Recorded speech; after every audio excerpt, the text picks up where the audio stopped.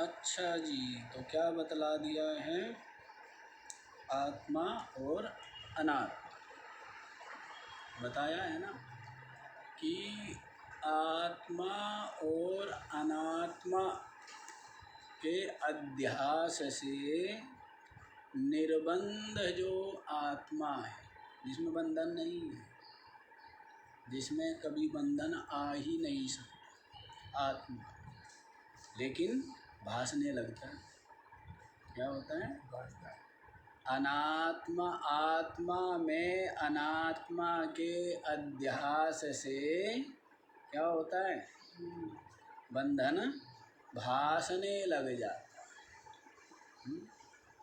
तो वैसे जैसे दृष्टांत देते ही अनेकों बार, जैसे रस्सी में सर्प भासने लग जाता है दृष्टि दोष से, जैसे सीपी में चांदी भासने लग जाती है, हैं? जैसे मरुभूमि में जल भासने लग जाता है, जैसे नीला आकाश भासता है, सबको भासता है, हैं? जबकि आकाश कोई नीला तो है नहीं, हैं? सबको कढ़ाई की तरह भासता है आकाश, लेकिन आकाश क्या कोई कढ़ा है क्या? नहीं है। आकाश तो निराकार है, निरवयव है, व्यापक है, सूक्ष्म है। कहाँ नहीं है आकाश? आकाश कल बतलाया था ना, आकाश की परमात्मा के साथ सादृश्यता दी जाती कि जैसे आकाश निराकार है, निरवयव है, सूक्ष्म है, व्यापक है, और सबको सब कुछ आकाश में, सब कुछ किस में? ये हवा किस में? ये अग्नि किस में? ये जल किस में? और ये पृथ्वी किस में? सब कुछ आकाश में। सब कुछ क्या है? आकाश में। अब आपके वैज्ञानिक आकाश को तो खोज नहीं पाए, और छोर, तो आत्मा का और छोर मिलेगा क्या इनको? हैं? जो आकाश का ही और छोर नहीं जानते, और आत्म तत्व तो आकाश से भी आकाश, उसके पश्चात आता है क्या? समष्टि अहंकार, उसके पश्चात आता है समष्टि बुद्धि, उसके पश्चात आती है प्रकृति माया, तब जा कर के निरुपाधिक जो ब्रह्म है, चेतन सच्चिदानंद ब्रह्म अपनी आत्मा, तब उसका नंबर आता है। तो सबसे परे हुआ ना। तो इसी बात को बतलाया है, आकाश की सादृश्यता दी जाती है कि आकाश के समान हमारी आत्मा, जैसे आकाश बंधन में आने वाला नहीं, जैसे आकाश जो है उत्पन्न और नष्ट नहीं होता है, इसी प्रकार से अपनी आत्मा भी है ना, निराकार भी है, निरवयव भी है, सूक्ष्म भी है, व्यापक भी है, लेकिन भेद इतना है, आकाश जड़ है और हमारी आत्मा क्या है? चेतन। ये भी जड़ और चेतन, उसी को हम आत्मा और अनात्मा कह देते हैं। चेतन और जड़ दो ही तत्व है, तीसरा कोई तत्व नहीं। तो जड़, सब कुछ जड़ है। एक आत्मा से भिन्न, चेतन से भिन्न सब कुछ क्या है? सब कुछ जड़ है। तो इस जड़ प्रपंच में से चेतन को अलग समझ लेना, अलग अनुभव कर लेना, अलग उसकी निष्ठा का होना, यही क्या है? यही परमात्म प्राप्ति। यही क्या है? यही परमात्मा। वैसे तो साधकों की भिन्न भिन्न पात्रता के अनुसार कोई स्वर्ग की प्राप्ति, कोई परमात्मा की प्राप्ति मानता है, कोई जो है ब्रह्मा विष्णु शिव आदि या और भी सबने लोक बना रखे, किसी ने कोई गोलोक है, किसी का कोई साकेत लोक है, अनेकों लोक बनाए हुए हैं, और सचखंड आदि भी बनाए हुए हैं। तो ये जितने भी है इनको भी परमात्मा प्राप्ति मान लेते हैं, लेकिन ये सब सीमित है। ये सब क्या है? सीमित। यहाँ पर क्योंकि जहाँ पर जाना होगा वहाँ से निश्चित रूप से आना, और परमात्मा प्राप्ति का सिद्धांत है ना आना है न जाना है, बस मन का भ्रम मिटाना है। और तू जरा गरीबी ले भाई, तेरा यहाँ का यही ठिकाना है। क्योंकि परमात्मा व्यापक है तो उसमें आना जाना नहीं बनता नहीं है। ऐसा ही है जैसे स्वप्न से जगा हुआ व्यक्ति कहाँ गया? जो स्वप्न में पीछे कुत्ते पड़े हुए थे, बीहड़ जंगल था, बड़ा अंधकार पूर्ण था और बड़ा ही डरावना जंगल था, कुत्ते पीछे लगे हुए हैं, प्राण बिल्कुल कंठगत है, भूखा प्यासा थका हुआ भटक रहा है, क्लेश पा रहा है, नींद खुल गई। क्या हो गया? फिर क्या हुआ? कहाँ गया? कहाँ गया? कहीं आया गया? क्या हुआ? केवल जो भ्रांति अज्ञान से खड़ी हुई थी वो भ्रांति दूर हुई, वो मुक्त हो गई। क्या किया उसने? वैसे ही अज्ञान माया जन्य ये समस्त भ्रांति क्या है? खड़ी हुई है इस जीव के सामने, इसी को सत्य मानता है और अनुकूल यहाँ कुछ मिल जाए तो सुखी होता है, प्रतिकूल हो जाए तो दुखी होता है। यही चलता रहता है। इसी के अनुसार इसको जो है मर कर के अनेकों लोक भासने लग जाते हैं। जैसे संस्कार है उसके अनुसार ही बताया था ना आपको, भगवान भी वैसे ही भासने लगते हैं। वैसे ही भगवान भासने लगेंगे। ऐसे तो है नहीं कि भगवान का कोई एक रूप है, ऐसा तो नहीं है। हिंदुओं को अपना वो भासेगा, हैं, जो भी उनका राम आदि होगा। अब मुस्लिमों को तो अपना अल्लाह दिखेगा, हैं, वही ऊपर जो है टोपी लगाए हुए, कौन सी तुर्की टोपी, हैं, और ऊंचा पाजामा पहने हुए। पाजामा कैसा पहनेगा? हैं, और कुर्ता लंबा सा पहनेगा है, और पान चबारा होगा, दाढ़ी बड़ी बड़ी होगी। उनका अल्लाह वैसा है, क्योंकि जैसा आदमी खुद पहनता है, जैसा अपने को मानता है, वैसे अपने भगवान को मानता है। और आदमी का स्वभाव है, बुद्धि है ना, जैसी बुद्धि है वैसे ही तो सोचेगा। और ऐसे ईसाई होगा, वो कहेगा हमारा जो गॉड है हेवन में रहता है ना। अब वो क्या है, हैट लगाता है, पैंट पहनता है, सूट पहनता है, टाई पहनता है, जूते पहनता है, बेल्ट बांध करके यूँ बैठा रहता है। तो जैसा है, जिसके जैसे संस्कार है वैसा ही भासने लगता है। वैसे ही तो भासते हैं ना।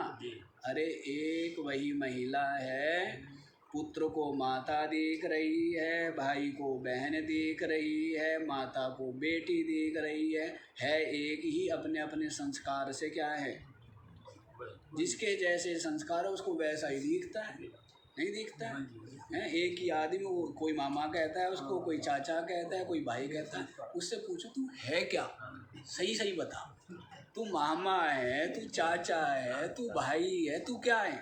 वो कहेगा मैं कुछ नहीं हूँ, मैं बस मैं हूँ। वो क्या कहेगा? मैं हूँ, बाकी तो सबके अपने अपने संस्कार है, अपने अपने रिश्ते नाते बनाए। ठीक है ना। तो वैसे भगवान की बात है, जिसको जैसे संस्कार है वैसे भासने लग जाते हैं। ये सब संकल्प है। आत्म चेतन से भिन्न जो कुछ भी है सबका सब संकल्प मात्र है, सबका सब केवल पूर्णा मात्र है, सबका सब आपका संस्कार भावना श्रद्धा निश्चय के अनुसार भासने लग जाए। ठीक है ना। हाँ, और इसी से ये बंध जाता है और इसी से खुल जाता है। और यदि विवेक दृष्टि से देखें तो आत्मा में कभी बंधन आया नहीं है, तो अपनी आत्मा के स्वरूप को समझ। तो अनात्मा जड़ बतला दिया है। दो ही तत्व है, एक आत्मा और एक अनात्मा, एक जड़ और एक चेतन, दो ही तत्व है, तीसरा कोई तत्व।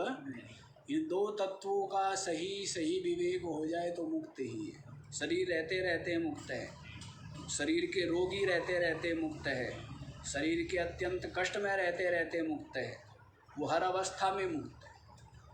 तो क्या है? हर अवस्था में, क्योंकि रोगी हुआ है तो शरीर हुआ है। रोगी कौन हुआ है? शरीर। मरा है तो शरीर हुआ है। जन्म हुआ है तो शरीर। मोटा पतला काला गोरा हुआ है तो शरीर। बूढ़ा जवान हुआ है तो। अब आदमी का स्वभाव है शरीर को ही देखते रहते हैं। शरीर का क्या महत्व है?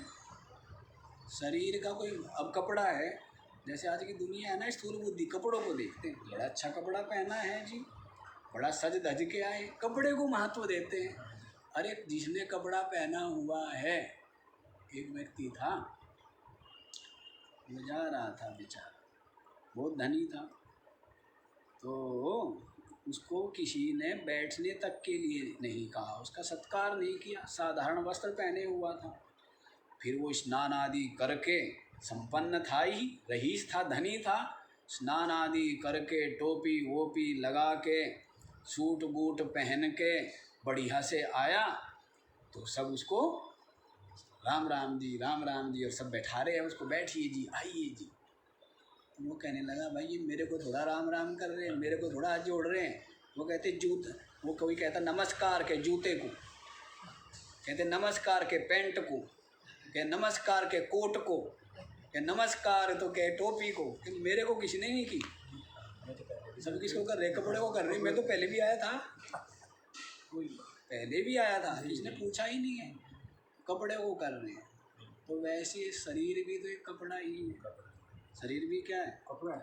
3 कपड़े पहन रखे हैं ना, क्या, स्थूल शरीर, सूक्ष्म शरीर और कारण शरीर, और 5 कोष का आप लोगों को आगे बतलाएंगे। 5 कोष और भी है ये, इन तीनों ही शरीरों को 5 कोषों में विभक्त कर देंगे। चलो जी यहीं पर आ जाओ, बहुत लंबा विस्तार मत जाइए। 130 श्लोक हो गए ना जी। तो इसमें बतलाया था, ये ना इदम विश्वम व्याप्तम यन्न व्याप्नोति किंचना, जिसके द्वारा ये जो संपूर्ण विश्व है, क्या है, व्याप्त। जैसे अभी आपको बतलाया, आकाश के द्वारा सब कुछ क्या है, व्याप्त। सूर्य, चंद्रमा, पृथ्वी, जल, अग्नि, वायु, पेड़ पौधे, नदियाँ, तालाब, पहाड़ आदि सब के सब क्या है, आकाश के द्वारा व्याप्त है। ऐसा कोई देश काल नहीं जहाँ पर आकाश ना विराजमान हो। आकाश किसको कहते हैं, जो अवकाश दे, बारंबार बतलाया, अवकाशम, ये सब आकाश ही है।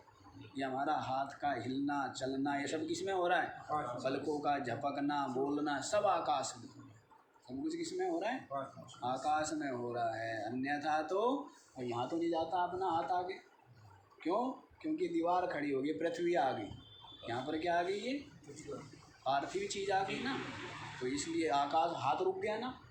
और जहाँ तक रुकता नहीं है, इस पृथ्वी को भी अवकाश किसने दिया हुआ है, आकाश। मकान आप आकाश में तो बनाते हो, पृथ्वी के ऊपर आकाश में ही खड़े करते हो ना। यदि अवकाश ना मिले, छत कहते छत अड़ गई भाई, हैं, तो फिर मकान उसे नीचे नीचे रखना पड़ता है। तो वैसे ही जो सब आकाश ने जिस प्रकार सबको व्याप्त किया हुआ है, सब व्याप्य है, और आकाश व्यापक है। पृथ्वी क्या है, व्याप्य है। चंद्रमा क्या है, व्याप्य है। सूर्य क्या है, व्याप्य है। व्याप्य माने व्याप्त होने वाला, और व्यापक माने जो उनको व्याप्त करके रहता है।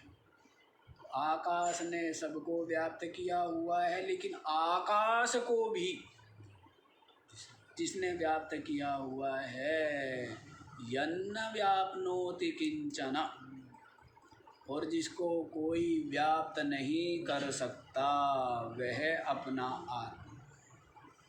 वह क्या है, वही आत्मा है, चेतन है, ब्रह्म है। और जिसके प्रकाश से ही इदम सर्वम अनुभान्तम, जिसके प्रकाश से प्रकाशित होकर ये सब कुछ भासता। सब कुछ किससे भासता है ना, चेतन से भासता। हम चेतन ने, जो हमारी आत्मा है, उससे प्रकाशित हुई बुद्धि, और बाकी सबको बुद्धि प्रकाशित कर रही है हमारी। कौन प्रकाशित कर रहा है, बुद्धि प्रकाशित, है ना। अभी जागृत को प्रकाशित करती है, किसके द्वारा जान रहे हैं हम, बारंबार बताया है, सूर्य अपने होने न होने को नहीं जानता है। कौन जानता है, मैं जानता।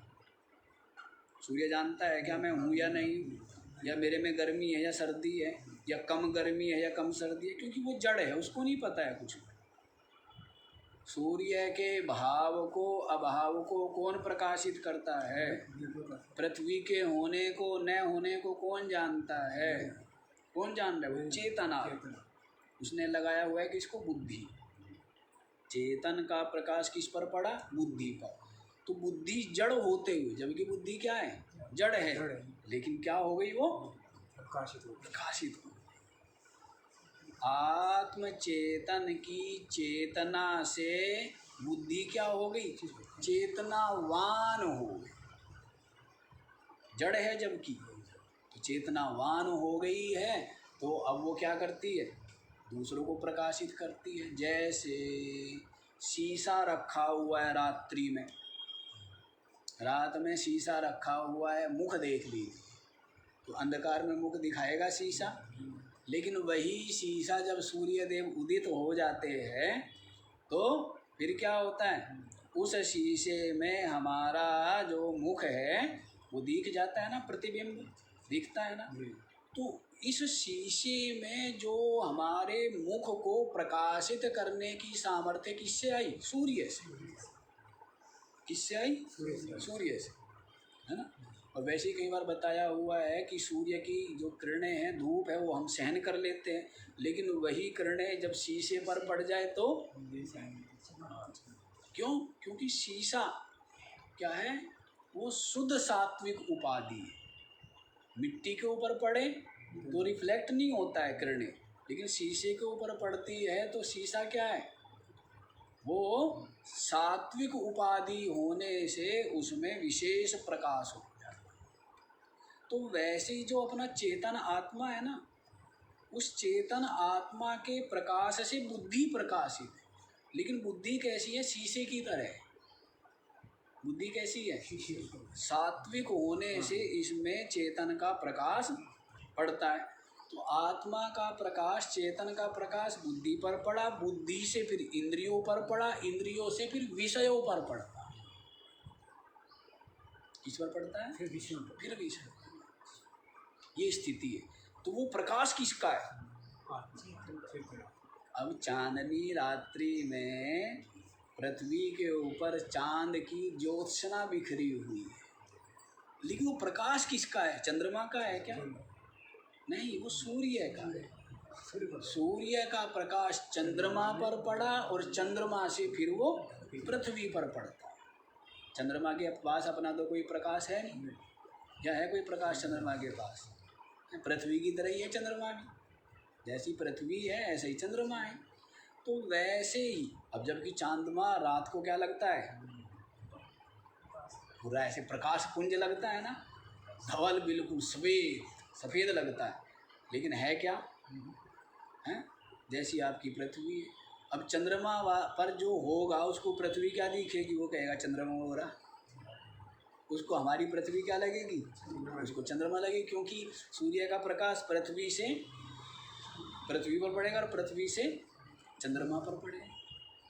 तो प्रकाश किसका है? सूर्य का। वैसे ही आत्म चेतन का प्रकाश बुद्धि पर पड़ा, बुद्धि से रिफ्लेक्ट होकर के फिर वो इंद्रियों पर पड़ा, इंद्रियों से फिर वो विषय वस्तु इन पर पड़ा। अब ये देखो, मूल में जाओ, प्रकाश कहाँ से आ रहा है? प्रकाश कहाँ से आ रहा है? तो विषय के ऊपर पड़ा तो कहाँ से? इंद्रियों से। तो इंद्रियों के ऊपर किसका पड़ा हुआ है? बुद्धि से। तो बुद्धि के पास पहुँचो, बुद्धि से पूछो तेरे पास कहाँ से आया?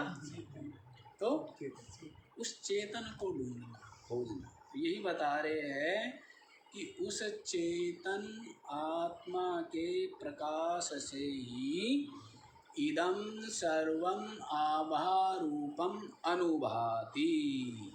ये सब का सब जो आभास रूप है, सबका सब क्या होता है? प्रकाशित। सबका सब प्रकाशित। तो ये वाला श्लोक तो हो गया था, आगे वाला बताएं? 131। यस्य सन्निधिमात्रेण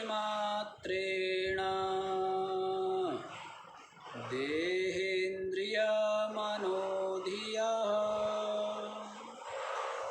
विषयेषु स्वकीयेषु वर्तेते वर्तन्ते प्रेरिता इव यस्य सन्निधिमात्रेण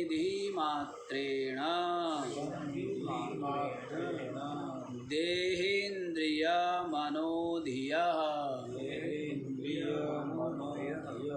विषयेषु स्वकीयेषु वर्तन्ते प्रेरिता इव यस्य सन्निधि मात्रेण, जिसकी सन्निधि मात्र से, उपस्थिति मात्र से, जिसके सानिध्य मात्र से, सामीप्य मात्र से, विद्यमानता मात्र से, सत्ता मात्र से, देहे इंद्रिय मनः धियः, ये शरीर, ये इंद्रिया, ये मन और ये बुद्धि, मन, इंद्रिया और शरीर, जिसकी सन्निधि मात्र से स्वकीयेषु विषयेषु प्रेरिता इव वर्तन्ते, अपने अपने विषयों में प्रेरिता इव वर्तन्ते, प्रेरित हुए से, प्रेरित होते हुए से, वर्तन्ते वर्तते, जिस नित्य तत्व की सन्निधि मात्र से, उपस्थिति मात्र से, ये शरीर, ये इंद्रिया, ये प्राण, ये मन, ये बुद्धि, स्वकीयेषु विषयेषु, अपने अपने विषयों में प्रेरिता इव वर्तन्ते, प्रेरित हुए से वर्तते, है ना। शरीर के द्वारा, शरीर के कर्म हो रहे, हाथों के द्वारा हो रहा है, पैरों के द्वारा हो रहा है, वाणी के द्वारा हो रहा है, समस्त कर्म हो रहे, इंद्रियों के द्वारा हो रहे हैं कर्म, है ना। प्राणों का भी गमनागमन बना हुआ है, और ये जो आपका मन है ये भी संकल्प विकल्प करता है, ये जो आपकी बुद्धि है ये भी निश्चय कर रही है। क्या कर रही है? तो कैसे कर रही, किसकी सन्निधि मात्र से? किसकी? नित्य पदार्थ जो आत्म तत्व, जैसे सूर्य की उपस्थिति मात्र से, अब पढ़ पा रहे हैं ना, सूर्य के उपस्थिति मात्र से क्या हो रहा है? सब काम हो रहे हैं। सब काम किसमें हो रहे हैं? चलना, फिरना, लेना, देना, भागना, दौड़ना, सब किसके प्रकाश में हो रहा है? किसकी उपस्थिति मात्र से? केवल उपस्थिति मात्र। सूर्य कुछ नहीं कर रहा है, या किसी कान में आके उसने नहीं कहा कि उठ जाओ मैं आ गया हूँ, कहा है क्या? या ये कार्य करो। अब सूर्य के प्रकाश में कुछ लोग स्नान करेंगे, कुछ लोग जो है यज्ञ करेंगे, कोई दान करेंगे, कोई सेवा करेंगे, कोई लड़ेंगे झगड़ेंगे, हैं, कोई स्वाध्याय करेंगे। तो ये सब किसकी प्रकाश में हो रहा है? किसकी उपस्थिति मात्र से? मतलब समस्त जितना भी व्यवहार हो रहा है, कर्म क्रिया हो रही है, सूर्य की उपस्थिति मात्र से हो रही है। तो यदि सूर्य का प्रकाश ना हो तो हैं, आजकल के लोग कहेंगे महाराज हम तो जो है बिजली चला लेंगे, हैं, लाइट से चल कर लेंगे, दूसरा सूर्य बना लेंगे हम तो, हैं। लेकिन दूसरा सूर्य भी कैसे बनाएंगे? कि जी सोलर से बना लेंगे। अब जब ये वाला सूर्य होगा नहीं तो सोलर से कैसे बनेगा? यदि पानी से बना लेंगे, हवा से बना लेंगे, हैं, घर्षण से बना लेंगे हम तो बिजली जैसे भी। चलो जो बनाएंगे सब सीमित, सब थोड़ी तो होगी। तो ये देखो कि जैसे सूर्य की उपस्थिति मात्र से सब क्रिया हो रही है ना, वैसे ही आत्मा आपके शरीर में विराजमान है। चेतन आत्म तत्व, परमात्म तत्व कुछ करता धरता नहीं है। उपस्थिति मात्र से बुद्धि अपना काम करने लग गई, मन अपना काम करने लग गया, इंद्रिया अपना काम करने लग गई, शरीर अपना काम करने लग गया, और सब ये क्या मानने लगे, मैंने किया मैंने किया मैंने किया। अब पंखा अभिमान करता है कि मैं देखो कितना महान हूँ, हवा करता हूँ। बल्ब अभिमान करता है मैं क्या करता हूँ, प्रकाश करता हूँ। अब यदि पीछे कनेक्शन हटा दे तो कर ले भाई, कर ले। तो वैसे ही बुद्धि क्या कहती है, मैं इतनी सूक्ष्म हूँ, इतनी तीव्र हूँ, इतनी धारण शक्ति मेरे में है, आंकलन शक्ति मेरे में है, मैं तो मैं ही हूँ। कौन कहती है, बुद्धि कहती है। मन कहता है मैं इतना तीव्रगामी हूँ, इतना चंचल हूँ, इतना संकल्प विकल्प वाला हूँ, कोई सीमा नहीं। मन ये कहता है। इंद्रिया कहती है अलग अलग, आंखें कहती हैं बहुत दूर तक देखती हूँ, मैं मंद प्रकाश में भी देख लेती हूँ। और कान क्या कहते हैं, दीवार के पार भी सुन लेता हूँ मैं तो। 2 किलोमीटर दूर शब्द हो रहा हो, उस शब्द को भी ग्रहण करने की शक्ति मुझ में है। तो सब अपनी अपनी ढपड़ी बजा रहे हैं, अपना अपना ढोल बजाते हैं, अहंकार करते हैं ना, लेकिन ये नहीं देखते हैं कि किसकी सत्ता से। तुम सब तो जड़ हो, बुद्धि जड़, मन जड़, इंद्रिया जड़, शरीर जड़, सारे विषय वस्तु सब जड़। चेतन तो आत्मा है, उसको खोजना है। तो जिसकी सन्निधि मात्र से, जिस आत्म चेतन आत्म ज्योति की सन्निधि मात्र से ये देह इंद्रिय मन बुद्धि अपने अपने विषयों में प्रेरित हुए से वर्तते।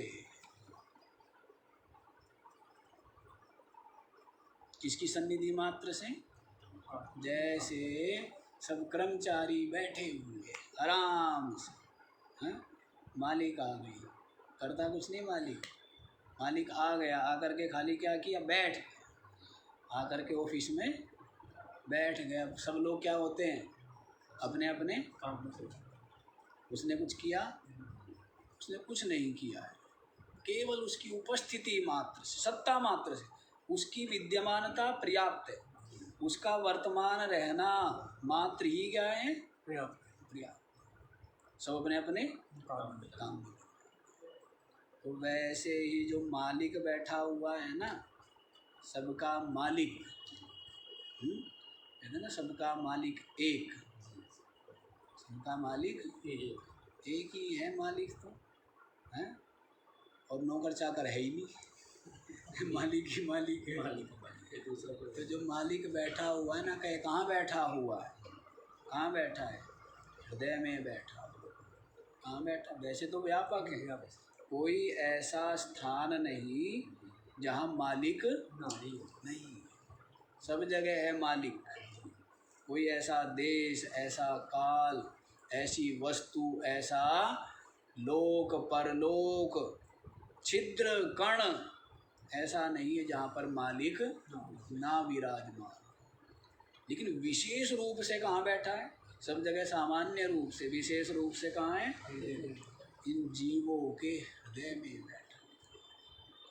कहाँ बैठा हुआ है, सब जगह, इसमें भी है, इसमें भी है, लेकिन विशेष कहाँ है, हाँ, क्योंकि आपकी जो बुद्धि है ना, अभी आपको बताएं, ये बड़ी ही सात्विक है, इसलिए उस चेतन का, आत्मा का इसमें प्रकाश पड़ता है। इसी का नाम क्या है, चिदाभास। और ये चिदाभास ही क्या कर लेता है, अपने आप को जीव मान, यही जीव मान। जबकि है क्या, ये कूटस्थ है, जबकि है ये आत्मा, है ये ब्रह्म, पर मान क्या लेता है, अपने को जीव मान लेता है। यही बंधन, यही बंधन है। तो मालिक जो है हृदय में बैठा हुआ है, लेकिन जो स्थूल बुद्धि वाला है वो तो समझ नहीं सकता है, इसलिए पहले भिन्न भिन्न समझाना पड़ता है। प्रक्रिया है ना। पहले क्या कहते हैं कि मालिक कहाँ बैठा है, क्या मंदिर में बैठा है। कहाँ बैठा है? मंदिर में। क्योंकि वो तो तेरे अंदर बैठा है तो वो तो मानेगा नहीं। मैं अंदर कहाँ बैठा हो सकता है, मैं तो पापी हूँ, अधर्मी हूँ, डाकू हूँ, कभी आज तक तो रोका नहीं उसने मेरे को गलत काम करने से, हैं? मेरे अंदर नहीं है। तो कहते नहीं, मंदिर में बैठा। तो बाकी सब जगह झूठ कपट करना, कम से कम मंदिर में तो मालिक बैठा है ना, भगवान है बैठा है। फिर और थोड़ी सी बुद्धि व्यापक होती है, फिर समझाते हैं कि जितने भी जीव है ना, सबके अंदर समाया हुआ है, या ये कह देंगे परलोक में बैठा है। क्या कहेंगे कि वो तो वहाँ पर बैठा हुआ है मालिक। इसका मतलब यहाँ नहीं है क्या, वो मालिक ही नहीं हो सकता जो व्यापक ना हो। जो व्यापक ना हो, जो इंद्रियों का विषय हो जाए, वो क्या होता है? अनित्य होता है, वो नष्ट होने वाला हो, कोई भी हो चाहे, हैं। इसलिए ब्रह्मा विष्णु शिव भी आपको क्या बताया, प्रलय में क्या हो जाते, ये भी सब नष्ट हो जाते। आत्मा से, चेतन से, ब्रह्म जो है अपना स्वरूप, उससे भिन्न सब कुछ जितने भी लोक है आपके सोचे हुए, माने हुए, जाने हुए, सब के सब नष्ट हो जाए। चाहे ब्रह्मलोक हो, शिवलोक हो, विष्णु लोक हो, सबके सब विलीन हो जाते। क्या रहता है? केवल एक आत्म तत्व रहता है। तो ये समझाते हैं कि भाई परलोक में बैठा है भगवान। कहाँ बैठा है? हाँ, उससे डर। फिर बाद में और थोड़ा सत्संग आदि सुनता है, बुद्धि कुछ निर्मल होती है, कुछ जप तप ध्यान सत्कर्म करता है, फिर कहते सबके अंदर बैठा। क्या कहते हैं? इसलिए किसी का दिल मत दुखाओ। फिर कहते जब सबके अंदर बैठा है तो तेरे अंदर भी बैठा होगा, तो कहाँ खोज ले? कहते घट के भीतर खोज ले तेरी सफल कमाई। कहाँ खोज ले? अपने घट में, अपने हृदय में सफल कमाई, हृदय में।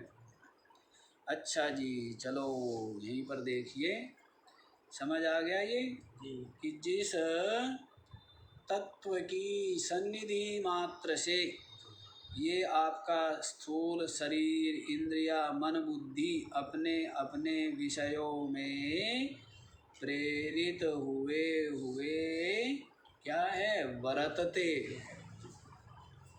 उसको जान ले भाई, हे शिष्य, वही तू आत्मा। वही क्या है? तू आत्मा। और आत्मा वो तो मोटी सी भाषा आप लोग बोलते हैं ना, आत्मा सो परमात्मा। सत्य तो है, लेकिन जब तक अनुभव में ना आए, ऐसा कहने से कुछ नहीं होता। ये अनुभूति का विषय, कहने से कुछ नहीं होता। जान लेने से नहीं होगा। खाली जानना मतलब केवल पुस्तक से जान लिया या सुन करके जान लिया, नहीं। उसको अनुभव करने के लिए ही तो संयम है, तप है, चिंतन है, मनन है। किसके लिए? अनुभव करो। अंतर्मुख हो करके निरंतर, ऐसा निरंतर आत्मचिंतन करे, तब जा करके आत्मानुभव, आत्मा का अपरोक्ष अनुभव। और फिर वो जगत में रहते रहते और हर परिस्थिति में मुक्त ही, जनक की तरह है, सुखदेव आदि की तरह है। शरीर के रहते रहते क्या है? वो उसको जीवन मुक्त कहते हैं। उसको क्या कहते हैं? जीवन मुक्त। शरीर रहते रहते मुक्त है। ज्ञानी जो है वो शरीर रहते रहते मुक्त है, और अज्ञानी शरीर छूटने के बाद भी मुक्त नहीं।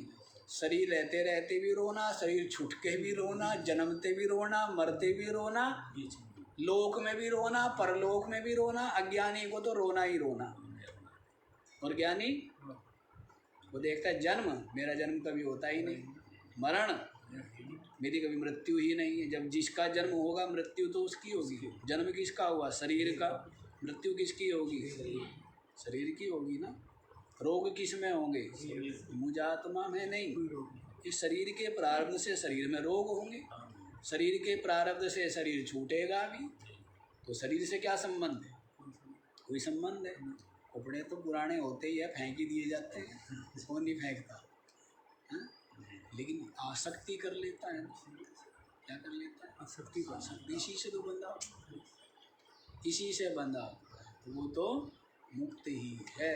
आत्मा आत्मा मुक्त ही है, वो इनमें आता ही नहीं है। तो ये जन्म मृत्यु आदि ज्ञानी की नहीं है। तो ज्ञानी तो रोते रोते भी मुक्त है। राम रोता फिर रहा है जंगल में, रोता रोता फिर रहा है। हे क्या बोलता है? हे खग मृग हे मधुकर श्रेणी, तुम देखी सीता नहीं।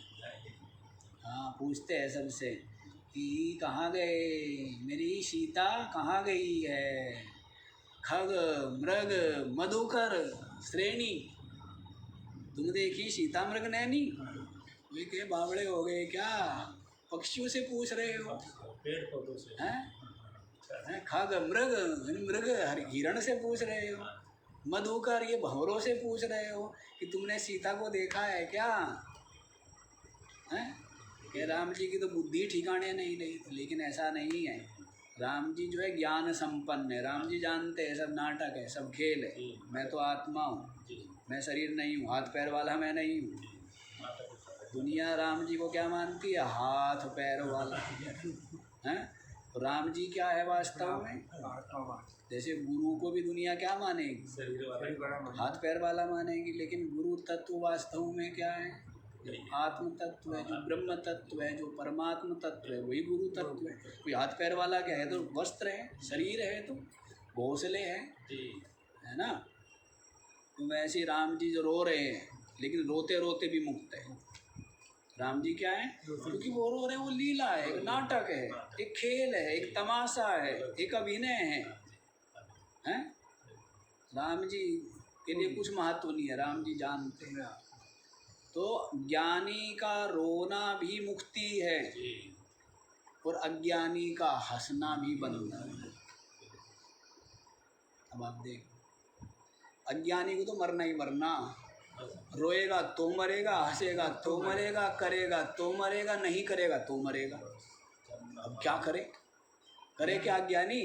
तो कहना भाई किसी संत के पास जाके और ये आत्मज्ञान ले लें, और फिर जो है फिर रोना भी और फिर हंसना भी, फिर क्या है? फिर मुक्ति फिर मुक्ति है। अब आप ही देख लो, क्यों अज्ञानी करेगा तो भी मरेगा, क्यों कर्म किया है तो उसके अंदर क्या करता भाव आ जाएगा, और नहीं करेगा तो ये भाव आएगा कि मैंने नहीं किया है, संध्या वंदन नहीं किया पाप हो गया, स्नान नहीं किया पाप हो गया, किया तो मरा, नहीं किया तो मरा। और ज्ञानी कर दिया तो भी जानता है मैंने नहीं किया, मैं तो आत्मा हूँ, मैं अकर्ता हूँ। ये तो गुण ही गुणों में व्रत रहे। शरीर इंद्रिया प्राण आदि क्या है? प्रकृति के कार्य है, और इनके द्वारा ही प्रकृति के कार्य हो रहे हैं, वो जानता है। तो इसलिए शरीर के द्वारा होवे, इंद्रियों के द्वारा होवे, प्राणों के द्वारा होवे, अंतःकरण के द्वारा होवे या ना होवे, तो उसको क्या है? पाप पुण्य नहीं लगते हैं। अज्ञानी को तो या तो पाप चिपट जाएगा या पुण्य चिपट जाएगा, कोई ना कोई चिपटेगा जरूर। या तो पुण्य चिपटेगा, या फिर गलत करेगा तो पुण्य चिपट जाएगा, अच्छा करेगा तो बड़ा मरना है। इधर गिरे, इधर एक तरफ कुआ एक तरफ खाई। अच्छा करे तो पुण्य चिपट जाएगा, और गलत करे तो कैसे बचे? कहते हैं ना कि पाप पुण्य दो बीज बनाया, और शब्द भेद किसी आते होते हैं। शब्द वजीर शब्द आया, तो शब्द कोई चेतन तत्व परमात्मा तत्व, क्योंकि शब्द से लक्षित क्या है? शब्द के द्वारा लक्षित चेतन है ना। लोग शब्द को ही पकड़ के बैठ जाते हैं, जो कुछ शब्द है ना तो समझते हैं नहीं कि शब्द का मतलब क्या है, जो शब्द से लक्षित होता है। तुझे क्या मंत्र दे रखा है, तुझे क्या मेरा मंत्र, तो शब्द से लक्षित क्या है? वो आत्मा। तो इसीलिए और ज्ञानी को ना पाप चिपटता ना पुण्य चिपटता है। क्यों? क्योंकि आत्मा को नहीं चिपटते, ये जीव को चिपटते हैं। किस पे चिपटते हैं? जीव पर। अंतःकरण में है ना ये तो सब। कर्तृत्व भोक्तृत्व सुखी दुखी आत्मा। हो गया जी, समझ आ गया ये वाला कि जिस नित्य पदार्थ की सन्निधि मात्र से, सन्निधि उपस्थिति मात्र से आपका शरीर, आपकी इंद्रिया, प्राण, मन, बुद्धि अपने अपने व्यापार करने में प्रेरित हो रही, जिसकी उपस्थिति मात्र से, है ना। कांच पड़ा हुआ है, पॉलीथीन पड़ी हुई है, पत्थर पड़ा हुआ है, पानी पड़ा हुआ है, पृथ्वी मिट्टी पड़ी हुई है, सब पड़े हुए हैं ना, सब एक जैसे थे। लेकिन जैसे ही सूर्य उदित हुआ तो शीशा चमक पड़ता है, शीशे में तेज प्रकाश, पॉलीथीन में उससे थोड़ा सा मंद, जल में और थोड़ा सा चमक कम है, और मिट्टी के पत्थर के ऊपर और थोड़ी चमक कम है, और मिट्टी के ऊपर और थोड़ी चमक कम है। अब आप ये बताओ, उन्होंने कुछ अलग से काम किया है क्या? स्वभाव है। क्या है उसका? स्वभाव है कि सूर्य ने भी ऐसा नहीं कि शीशे के ऊपर कुछ ज़्यादा कृपा कर दी हो, हैं, पत्थर के ऊपर कुछ कम की हो, मिट्टी के ऊपर कुछ।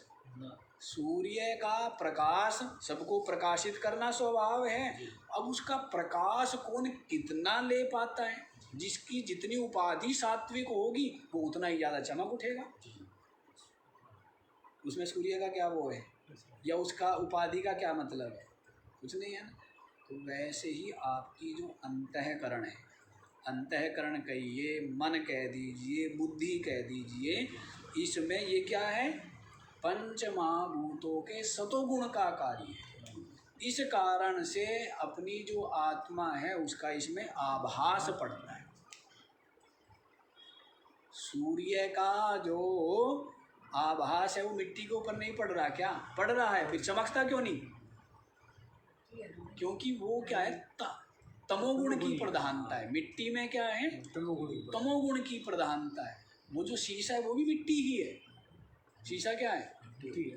वो पृथ्वी का ही तो है। ये पत्थर क्या है? मिट्टी तो है। एक विशेष तापमान पर ये मिट्टी, रेत आदि क्या बन गए? ठोस हो गए। जैसे जल वो वाष्प हो जाता है, जल ही बर्फ बन जाता है, तापमान ही तो है। पानी फेंक के मारो कुछ फर्क नहीं पड़ता, हवा फेंक के मार दो तो बिल्कुल फर्क नहीं पड़ता, और यदि फेंक के मार दिया बर्फ का गोला तो मर गया। अब है क्या वो? वही कह जी, मैंने तो पानी फेंका था। अब आप एक बात बताइए, पानी के फेंकने से कोई मरता है? मैंने क्या फेंका था? वो है क्या? पानी तो है, पानी नहीं है। लेकिन एक टेम्परेचर पर क्या बन गया वो? एक तापमान पर वाष्प है, फिर और दूसरे तापमान पर वो द्रव है, और तीसरे तापमान पर वो ठोस है। वैसा ही परमात्मा है। देखे तो व्यापक है, वाष्प के समान निराकार है, हैं? लेकिन वही क्या होता है, भक्तों के लिए क्या हो जाता है? जल रूप हो जाता है, द्रव रूप हो जाता है। और वही जो है दुष्टों के लिए बर्फ रूप भी बन जाता है, मरने मारने वाला भी बन जाता है। एक ही जल है। वैसे तो वैसे ये क्या बनती गई? भिन्न भिन्न तापमान से वो हुआ है। तो वैसे ये जो शीशा भी मिट्टी ही है, हीरा भी मिट्टी है, हैं? हीरा, सोना क्या है? मिट्टी है। इतने बावड़े हुए रहेंगे कि सोना खरीदो, क्यों खरीदो? क्या चमक है उसमें? अरे मिट्टी है भाई, नहीं है? मिट्टी है। फिर लेकर के क्यों आते हो? ऐसे पागल हुए रहते कि सोना, अरे मिट्टी है, कम मिलता है इसलिए कीमत ज़्यादा। बात कुछ नहीं है, उसमें कोई खासियत हो ऐसा कुछ भी, वो मिलता कम है, उसकी खोजने की प्रक्रिया, उसमें खर्चा ज़्यादा है इसलिए महंगा। वो महंगा कोई और कारण से महंगा, वो खाने के काम आता है इसलिए महंगा है। खाने काम आता है? क्या काम आता है? सोना ही बताओ। कुछ काम आता है? बस वो मिलता कम है। अब जो चीज़ फ्री में मिल रही है उसकी महत्व नहीं समझता, पता है ना। हवा, असली महत्व किसका है? हवा का। असली तो है जल का है, हवा का है, फिर जल का है, फिर अन्न का है। इनका महत्व, सोने का क्या महत्व है? हीरे का क्या महत्व है? जिनके पास नहीं है वे सब ठीक है। वे बढ़िया आराम से जी रहे हैं, बल्कि जिनके पास नहीं है और जिनके पास है वे दुखी जी रहे हैं। दिखाने के काम आता है जी आज। अच्छा, दिखाने के काम, दिखाने उसको चाटना है क्या? ना भूख मिटाता है वो और ना शरीर ढकता है। शरीर भी नहीं ढकता, भूख भी नहीं मिटाता, सर्दी भी नहीं मिटाता, बीमारी भी ठीक नहीं करता। क्या करना है ऐसी चीज़ का? हैं? हवा देखो, सिलेंडर लेती घूम रही है, सिलेंडर लेती घूम रही है। हवा देखो, जल देखो, प्यास जीवन दे देता है, अन्न देखो भूख मिटा देता है। ये है मुख्य, ये है धन। वास्तविक धन क्या है पता नहीं किसके पीछे। अच्छा चलो, हम कह रहे थे कि सूर्य का प्रकाश पड़ा कांच के ऊपर, जल के ऊपर, पत्थर के ऊपर, मिट्टी के ऊपर। प्रकाश भी वही है और वो सब चीज़ें पार्थिव है, लेकिन किसी में विशेष चमकता है क्योंकि उसमें क्या है, सत्व गुण की प्रधानता। वो निर्मल है उपाधि, इसलिए चमकता है। तो आपकी उपाधि क्या है? बुद्धि। ये भी क्या है? निर्मल। इसीलिए जो परमात्मा कहीं नहीं चमकता, कहाँ चमकता है? कहाँ चमक रहा है? आपके समस्त जीवों के हृदय में चमक, जो कहीं नहीं चमक रहा है। हाँ, इसीलिए चमक रहा है ना, क्योंकि यहाँ चमक है। बुद्धि, निर्मल उपाधि। तो देखो जी, आगे बताया जाए, आगे भी देख।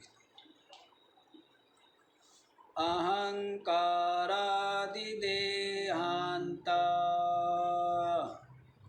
विषयाश्च सुखादयः वेद्यन्ते घटवद्येन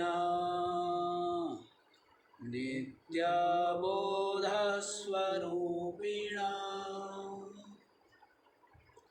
अहंकारादिदेहान्तः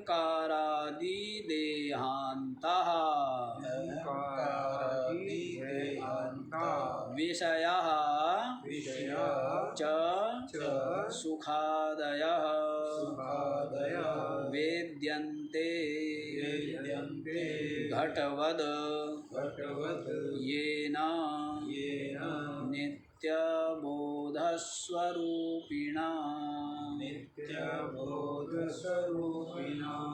अहंकारादिदेहांत, अहंकार से लेकर के, देहांता माने देह पर्यंत। कहाँ से लेकर के? अहंकार से लेकर के देहे पर्यंत जितने भी सबके सब क्या है? विषया। सबके सब क्या है? ये विषय। ये सबके विषय होने वाले है ना।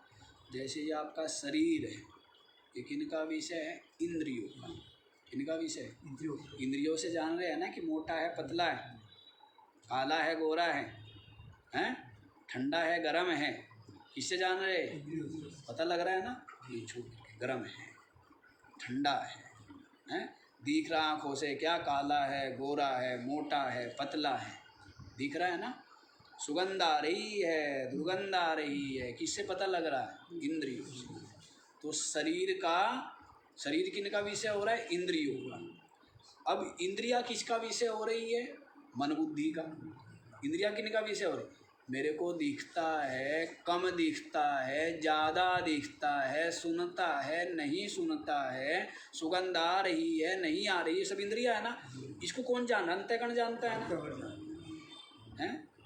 मन जान रहा है ना। मन कह दो, बुद्धि कह दो, अंतःकरण कह दो, एक ही बात है। तो अंतःकरण से हम इंद्रियों को जान रहे हैं कि मेरे हाथ में शक्ति कम है या शक्ति ज़्यादा है। कौन जानता है? हाथ जानता है क्या? हाथ नहीं जानता, हाथ को नहीं पता। कौन जानता है? आँखें भी सबको देखती, अपने आप को नहीं देख पाती है भी, हैं? आँखों से जितने भी आकार है उन सबको हम क्या करते हैं? अब आँखों को देखना हो, आँखों के पास ही देखना। आँखें अब बेचारी अपने को तो क्या देखेगी, आँखों के पास जो होगा उसको भी नहीं देख पाएगी। उसके लिए भी शीशा चाहिए। क्या चाहिए? हैं? आँख के पास जो है क्या लगा हुआ है, क्या आँख बताएगी? कौन बताएगी? शीशा चाहिए ना, या दूसरा बताएगा कि यहाँ लगा हुआ है। तो आँखों का या कानों का जो इंद्रिया है ये किनके विषय हो रही है? अंतःकरण के। अब हमारा जो अंतःकरण है, मन कहो बुद्धि कहो, ये उदास है या खुश है, सुखी है या दुखी है, हैं? इसको कौन जान रहा है? इसको जानने वाला भी कोई है, वो साक्षी है। वो क्या है? वो अंतःकरण से अलग है। आज मेरा मन उदास है, आज मेरा मन प्रसन्न है, मेरे मन में आज भक्ति भाव है, आज मेरे मन में दूषित विचार है, आज मेरा मन बिल्कुल शांत है, आज मेरा मन बहुत चंचल है। कौन जान? कोई है ना? मन नहीं जानता, बाकी मन सबको जानेगा। मन इंद्रियों को जानेगा, शरीर को जानेगा, विषयों को जानेगा, लेकिन मन को जानने वाला कोई बैठा हुआ है अंदर, वो और भी अंदर बैठा है ना। जैसे चौकीदार बैठते, सरकार ने खड़े किए हुए सैनिक सिपाही, सारी जनता को कौन देखते हैं? सारी जनता कौन कानून का पालन कर रहा है, कौन कानून का उल्लंघन कर रहा है, कौन देख रहे हैं? सिपाही। सिपाही को बैठा हुआ ऑफिस में कौन देख रहा है? अधिकारी। कौन कौन ड्यूटी पे है नहीं है, कौन देखता है? उस अधिकारी को कौन देख रहा है? वो मंत्रालय में बैठा हुआ है कि कौन अधिकारी ठीक काम कर रहा है, उस जिले का डीएम ठीक काम कर रहा है नहीं कर रहा है, कौन देख रहा है? और वो जो सचिवालय में बैठा हुआ उसको भी देख रहा है कोई, वो मुख्यमंत्री, वो अपने घर पे कुर्सी में बैठा हुआ वहाँ देख रहा है, नहीं देख रहा है? वैसे ही है कि आपके जो शरीर है या इंद्रिया है वो विषयों को देखती है। इंद्रियों को कौन देख रहा है? मन, बुद्धि। और इस मन को कौन देख रहा है? साक्षी। वो जो साक्षी है वही चेतन है, वही आत्मा है, वही मैं हूँ। और साक्षी का जन्म मरण नहीं। जन्म मरण जो है वो शरीर में है। किसमें? शरीर में। और जो इंद्रियादि उपाधियाँ है इनमें है अंधता मंदता आदि, और सुख दुख कर्ता भोक्ता आदि मान अपमान आदि अंतःकरण में है। आत्मा का कोई संबंध नहीं।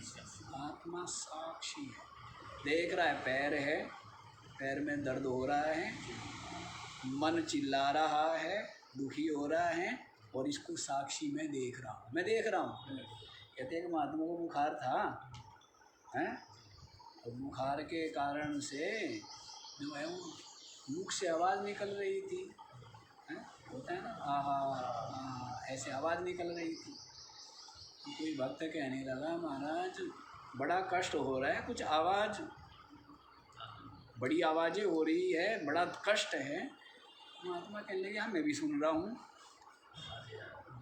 कि हमारा मन आहा आहा कर रहा है, इसको शरीर गर्म है, ज्वर चढ़ा हुआ है, तापमान है, और कष्ट असहनीय है अंतःकरण के द्वारा। मन को होता है ना ये सुख दुख, किसके दर में? सुख दुख कर्ता भोक्ता मान अपमान आदि किसके दर में? अंतःकरण के दर में। तो अंतःकरण हाय हाय कर रहा है, चिल्ला रहा है। महात्मा कहते मैं भी देख रहा हूँ, वहाँ भी कोई चिल्ला तो रहा है। क्यों? क्योंकि वो जानते मैं आत्मा, मैं साक्षी। क्या जान ले? मैं साक्षी। तो अंतःकरण को और अंतःकरण के धर्मों को और अंतःकरण की वृत्ति को प्रकाशित करने वाला, जानने वाला, इनका जो साक्षी है वो आत्मा। इसको छांटना है। यही तो जटिल कार्य है कि अनात्मा में से, जड़ में से चेतन को, आत्मा को अलग छांट लेना। अनादिकाल का अभ्यास पड़ा हुआ है। बड़े बड़े लोग असमर्थ हो जाते हैं, लेकिन जो लगन से लगता है अंतर्मुख हो करके वो अनुभव कर लेता है, फिर वो मुक्ति क्या है, फिर वो सारे जंजाल में भी मुक्ति। अच्छा जी, तो क्या कहते? अहंकारादि देहांतः, अहंकार से लेकर के देह पर्यंत विषयः, और ये भी सब विषय ही है, पर अलग से भी विषयों को ग्रहण कर लीजिए। ये जो विषय है सुखादयः, और अंतःकरण के जो धर्म हैं सुख दुख आदि, आदि में ले लेना राग द्वेष आदि, मान अपमान आदि, कर्तृत्व भोक्तृत्व आदि, ये सब किसके धर्म हैं? अंतःकरण।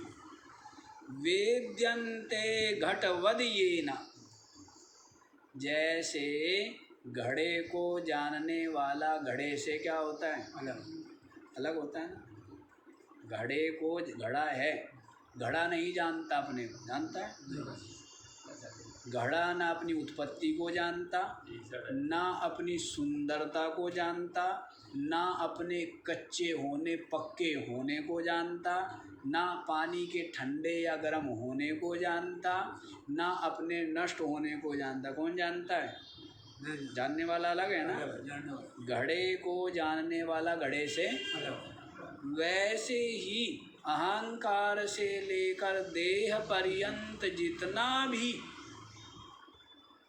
ये सब प्रपंच है, इसको घट के समान जो अलग होके जानता है, नित्य बोध स्वरूपिणा, जो नित्य ही ज्ञान स्वरूप है। ज्ञान किसका धर्म है? किसका लक्षण है? किसका स्वरूप है? धर्म भी नहीं कहेंगे, लक्षण भी नहीं कहेंगे, स्वरूप कहेंगे। चेतन का, चेतन का स्वरूप है। जड़ का भी ज्ञान होता है, जड़ को है? चेतन जो है, इसलिए क्या कहते हैं? ज्ञान स्वरूप, बोध स्वरूप, प्रकाश स्वरूप। चेतन, चेतन का मतलब होता ही क्या है? ज्ञान। चिद माने ज्ञान। जड़, जड़ की परिभाषा क्या थी? जो स्वयं को भी ना जाने, दूसरों को भी ना जाने, वो सब क्या है? जड़। और चेतन किसको कहते हैं? जो अपने को भी जानता है और दूसरों को भी जानता है, वो क्या है? चेतन। तो आप देख लो चेतन क्या है? सब कुछ तो जड़ है। आत्मा से भिन्न सब कुछ क्या है? जड़। सब कुछ जड़ है। अभी आपको बताया सूर्य है जड़, चंद्रमा जड़, लोक परलोक सब जड़, पहाड़ पत्थर नदी तालाब सब जड़, पेड़ पौधे ये वो हैं, गाड़ी घोड़ा सब जड़, शरीर भी जड़, इंद्रिया भी जड़, प्राण भी जड़, और आपका मन और आपकी बुद्धि भी जड़। चेतन आत्मा जो इन सबको जानता, जानने वाला, नित्य बोध स्वरूपिणा, नित्य, जो नित्य ही क्या है? ज्ञान स्वरूप है। ज्ञान स्वरूप है। वो जो क्या बतलाया? अहंकार से लेकर के देह पर्यंत सब विषयों को, सुख दुख राग द्वेष आदि अंतःकरण के धर्म वृत्ति को जो घट के समान जानता है, बिल्कुल अलग जानता है। जैसे मैं इसको बिल्कुल अलग जान रहा हूँ, स्पष्ट जान रहा हूँ, नहीं जान रहा। अब ये आप ये बताइए, ये मेरे लिए, मेरे सामने स्पष्ट है या अस्पष्ट है? बिल्कुल स्पष्ट है कि क्या है ये? रुमाल है, हैं? स्पष्ट है ना। मैं इसको जानने वाला, इसको देखने वाला इससे बिल्कुल अलग हूँ ना।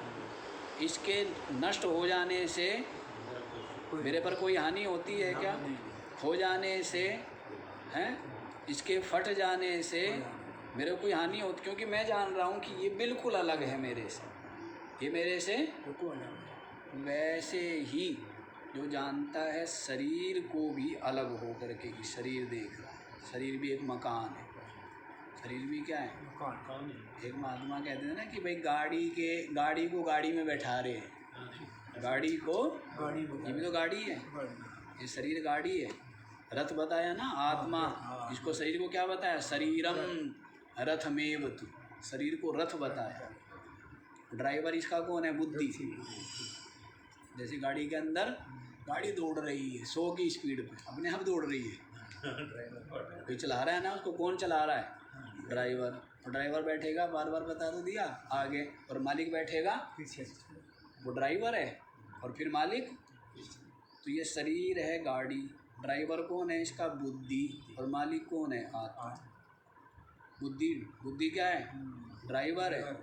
जिसकी बुद्धि ठीक होगी ठीक रास्ते पे जाएगा, और बुद्धि जिसकी मलिन होगी खुद मरेगा, मालिक को भी मरवाएगा, फिर नरक में जाएगा, कभी पशु योनि में जाएगा, कभी पक्षी योनि में जाएगा, है ना। तो बुद्धि सारथी है इस शरीर रूपी रथ का। तो ये बतला दिया। तो इनको जो जानता है कि शरीर को भी जानता है, इंद्रियों को भी जान रहा है, प्राण अंतःकरण को भी जान रहा है, हैं, और जो समस्त विषयों को जान रहा है, पांच तत्वों पंच महाभूतों को जान रहा है, जो सबको जानने वाला है, नित्य ज्ञान स्वरूप जो आत्मा है वही आत्मा है, वही चेतन। वही क्या है? वही चेतन, वही आत्मा, वही चेतन। बतलाया था ना, अनात्मा का स्वरूप तो बता दिया था। हम स्वरूप किसका बता रहे हैं? अब आत्मा का स्वरूप जो है वो बताना भी पड़ता है, बताया नहीं जा सकता, क्योंकि वाणी का विषय नहीं है। और यदि अपनी आत्मा वाणी का विषय हो गया तो वाणी क्या है? वाक एक इंद्रिया है, तो अपनी आत्मा क्या हो जाएगी? इंद्रियों का विषय हो जाएगी। और जो जो इंद्रियों का विषय है वो सब क्या है? सीमित होता है, वो नष्ट होने वाला। जो भी हमारी इंद्रियों का विषय है वो सब का सब क्या होता है? कहते हैं ना तुलसीदास जी ने, गो गोचर सो सब माया। जहाँ तक भी इंद्रिया और मन की पहुँच है वो सब का सब माया के ही अंतर। तो अपनी आत्मा में आपकी इंद्रिया और मन की पहुँच नहीं है, ये वहीं रुक जाते, नीचे ही रह जाते हैं। फिर तो अपनी आत्मा ही रह जाता है और उसमें सब विलीन हो जाते हैं सबके सब। जैसे मन उतरा था, जैसे मिश्री का ढेला उतरा जल में, पता लेकर के आऊँगा कितना गहरा है, जल रूप हो गया। वैसे हमारा मन उतरा परमात्मा को जानने के लिए, और हमारा मन भी क्या हो जाता है? परमात्मा, उसमें विलीन हो जाता है, परमात्मा रूप। ये स्थिति है। तो इसलिए ये तो आत्मा का निरूपण चल रहा है, बता रहे हैं, समझा रहे हैं कि हाँ देख मैं, लेकिन बताना ऐसे ही है जैसे लक्षित करते हैं ना, कि देख पेड़ की चोटी के ऊपर देख चंद्रमा दिखता है ना, क्या बताएंगे?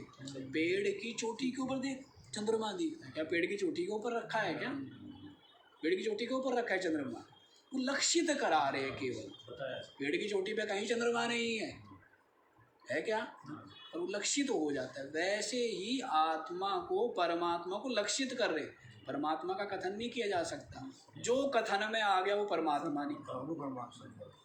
जो कहने में आ गया, सुनने में आ गया, देखने में आ गया, जितने भी भगवान आपने आंखों से देख लिए वो सब परमात्मा नहीं है, क्योंकि वो सब किस क्या हो गए? इंद्रियों के विषय। जो जो इंद्रियों का विषय है वो सब का सब नष्ट हो गया, उत्पन्न और नष्ट हो गया। आज इतना ही रख लो जी, बाकी का विचार कल कर लेंगे। ओम पूर्णमद पूर्णमिदं पूर्णात् पूर्णमुदच्यते पूर्णस्य पूर्णमादाय पूर्णमेवावशिष्यते। ओम शांति शांति।